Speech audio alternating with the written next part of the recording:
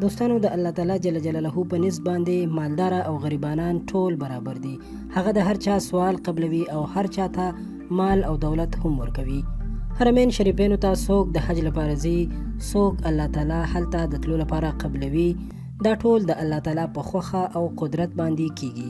د چا دولت یا طاقت د دې خبرې فیصله نشي کولی چې څوک به د بیت الله طواف وکړي او څوک نه. د تیرې څه مودې نه موږ ګورو چې عمره یو فیشن جوړ شوی دی. هغه خلک چې دولت ورسره دی او دولتمند دي هر کال د عمرې لپاره ځي، عکسونه او سلفیان وباسي او نور څه داسې عملونه هم کوي چې دغه مقدس او پاکو ځایونو د عزت خیال هم نه ساتي.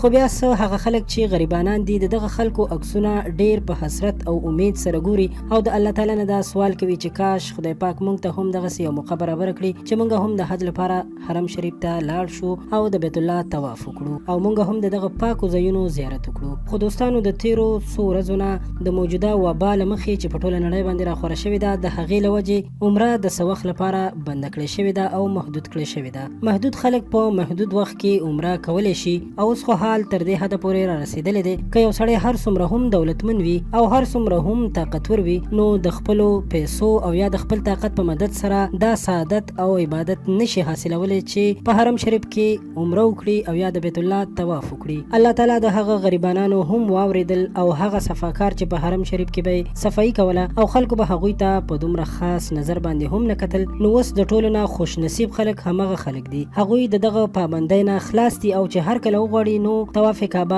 کولی شي. قدرمنو دوستانو، همدا اوس په سوشل میډیا باندې یو عکس ډیر وایرل شوی دی چې په دغه تصویر کې ښکاري چې خانه کعبې ته مخامخ یو کس د التحیاتو په شکل کې ناست دی او د دې سړي نه علاوه د حرم په صحن کې هیڅ څوک هم موجود نه دي. نو دوستانو، دا سړی د صحن حرم د صفای والا یو انسان او صفاکار دی چې دغه بهترین او لوی سعادت ورته حاصل شوی دی. د سوشل میډیا استعمالونکي د دې سړي په قسمت باندې ناز کوي او دا هم وایي چې دا سړی نن سبا د دنیا د ټولو نه خوش قسمت او خوش نصیب انسان دی. دا د الله تعالی جل جلاله څومره نږدې انسان دی چې وګورئ صحن حرم بالکل خالی دی. نو الله تعالی جل جلاله د ټول امت مسلمانه دا سړی منتخب کړو او دته دا سعادت او خوش قسمتي وروبخله. دوستانو، بالکل هر انسان به د په قسمت باندې ډیر زیات ناز وکړي او د دې خواهش او امید به هم ولري چې کاش موږ هم داسې وو چې په داسې سختو حالاتو کې او د دې وبا په ماحول کې مو د حرم شریف دیدار کړی وو. موږ دا دعا کوو چې الله تعالی جل جلاله دې د دې سړي له مخې زموږ د ګناهګارو هم دعا واوري